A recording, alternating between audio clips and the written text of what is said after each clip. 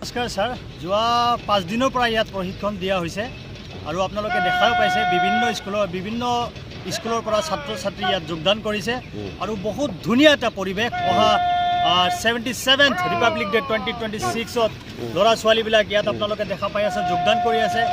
লগতে অকল আমাৰ স্কুলৰ ছাত্ৰ ছাত্ৰীয়ে নহয়, বিভিন্ন শাখাৰ পৰা CRPF, পুলিচ, আৰ্মি এওঁলোকে ইয়াত আহি যোগদান কৰিছে, য'ত আমি এটা ধুনীয়া দেশভক্ত পৰিৱেশ আমি ইয়াত দেখিবলৈ পাইছোঁ। আমি বহুত আনন্দিত যে আমাৰ হোজাই ডিষ্ট্ৰিক্টে আৰু আমাৰ DC ছাৰে আমাক ধুনীয়াকৈ প্ৰশিক্ষণ দি আছে আমাৰ ল'ৰা ছোৱালীবিলাকক।